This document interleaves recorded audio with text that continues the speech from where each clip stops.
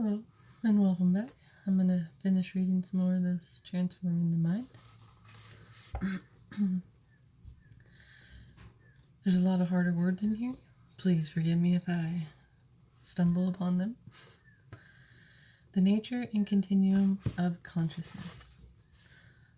On the first line of the Tibetan text of the 8th verses on transforming the mind, it is very important to ask ourselves what exactly we understood by this term. To do this, we have to situate the teachings of the Buddha within the broad content of the various spiritual traditions of India. One point that sets the Buddhist teaching apart from all other classical Indian traditions is that it rejects any notion of an eternal soul or self, or Atman, defined as something independent of our physical and mental reality, unitary, unchanging, and permanent. Buddhists argue that what we call the self or the person can only be understood as a function of our psychophysical constituents. These are the aggregates which together make up our existence. If we examine the nature of these mind-body aggregates, we find that they are constantly changing. Therefore, the self cannot be unchanging. They are also transient. The self cannot be permanent or eternal. They are diverse and multiple. So the self cannot be unitary. It is on the grounds that Buddhism rejects the notion of an eternal, unchanging soul. Since all Buddhist schools maintain the existence of the self has to be understood as a function of the individual's physical and mental constituents. This means that the self should not be considered purely at the gross level of the body. In fact, Buddhist schools usually define the self in relation to the continuum of consciousness. There is another question that commonly arises with regards to the self. Does the self have a beginning and an end, or not? Does Buddhist schools teach, such as the Vajrayana, I'm not sure on that word, school, seem to accept the notion that it is possible for the continuum of self to come to an end.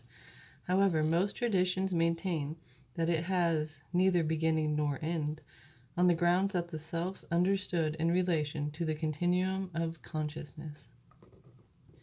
And Buddhist schools generally assert that we cannot posit a beginning to consciousness.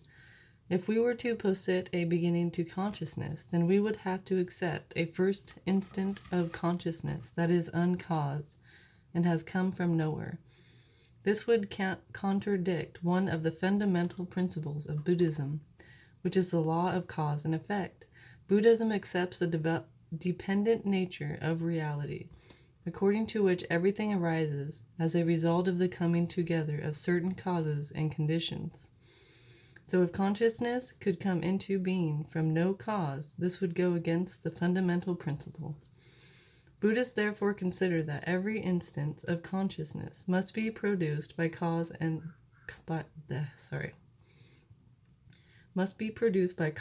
and conditions of some kind. Of the many causes and conditions in question, the main or substantial cause of consciousness must be some form of experience. Since matter alone cannot produce consciousness, consciousness must come from a previous instance of consciousness. Likewise, if we try to trace the origin of the material world, we find that, at least from the Buddhist point of view, the world is also without beginning. Through analysis, we can reduce a physical object to its constituent elements, then to its molecules, its atomic parts, and so on. But even these must be produced by causes and conditions of their own. Just as the mind is said to be without beginning, so it is also said to be without end, because there is nothing that can undermine the basic existence of our facility for knowing and experiencing.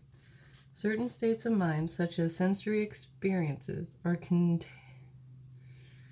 contingent upon our physical body, and these may come to an end when their physical basis ceases to exist, say at the point of death. However, when we speak of the continuum of consciousness, being without beginning, we should not confine our understanding of consciousness to the gross level of existence. Rather, what Buddhists are referring to is a subtler level of consciousness, especially what we call the luminous nature of mind. And it is this way we say it continuous and has no end. So it is on the basis that Buddhists argue that the self has no beginning and no end. Generally, when people think about consciousness, they tend to have the impression that there is some kind of monolithic entity called mind. However, that is not the case. If we probe a little deeper, we will see that what we call consciousness actually covers a diverse and complex world of thoughts, emotions, sensory experiences, and so forth. Let me illustrate this point by looking at the way we perceive things. In order for perception to occur at all, certain conditions must be present. In the case of a visual perception, for example, an external object must come into contact with the physical organ, our eyes, to produce a perpetual event. Then there must be a further condition that allows the sensory again to interact with the object in such a way that the event gives rise to a cognition. Now, Buddhists would argue that the mind has an underlying luminous nature, which is the mere fact of experience and awareness. And it is the continuum that allows cognition to arise from the contact between the sense organ and their corresponding objects. Furthermore, it is this underlying luminous nature of mind that transcends the temporal existence of a particular lifetime, since it maintains an uninterrupted continuum.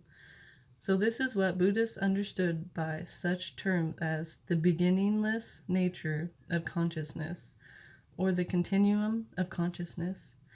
As I mentioned earlier, Buddhists even talk about the physical world as being in some sense without beginning. But what about the Big Bang, you may ask?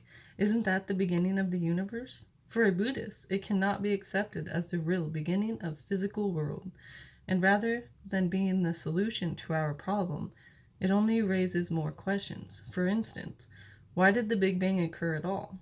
What are the conditions that led to the Big Bang?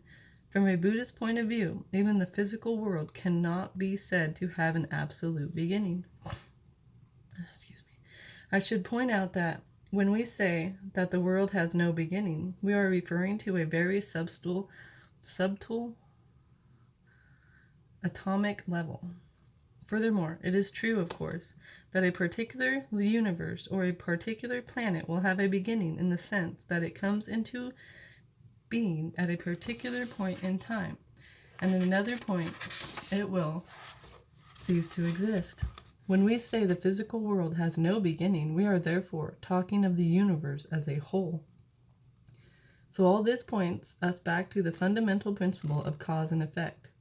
In order to fully appreciate this principle, one must accept its relevance both on the minute level of individual events and on the wider macroscopic level. The reason that the Buddhist teaching emphasizes the importance of cause and effect is not because it is some kind of divine law, but rather because it provides a deeper understanding of the nature of reality. Why do Buddhists come to the conclusion? Because we know from our experience and through observation that things and events do not arise randomly. They respect a certain order. There is a certain correlation between particular events and particular causes and conditions. Furthermore, things do not come about without any cause at all. Once we exclude these two possibilities of random existence and causelessness, we are forced to accept the third alternative, namely that there must be an underlying principle of causation operating at a fundamental level. You might wonder why this understanding of cause and effect is so important for a Buddhist practitioner.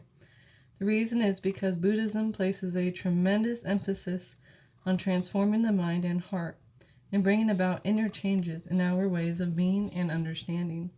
Furthermore, in Buddhism, the method of contemplation, meditation, and transformation of the mind must be based on something that exists in reality. If reality is not in accord with our meditative practices, there is no real basis for expecting any progress in personal development. It is therefore by cultivating an understanding of the nature of reality, and through enhancing and developing that understanding, that we can begin to apply the meditation methods to ourselves and bring about an inner transformation. In Buddhism, certain practices are followed to counter specific problems. For example, there are meditations that are designed to reduce the intensity of one's sexual desire and attachment.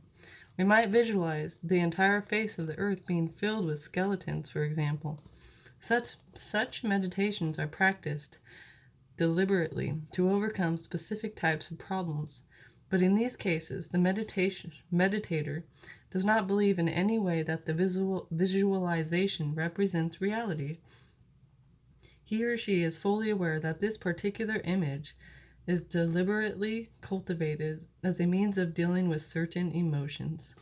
In general, Buddhism highlights the importance of developing a reasoned understanding in relation to any chosen topic of inquiry.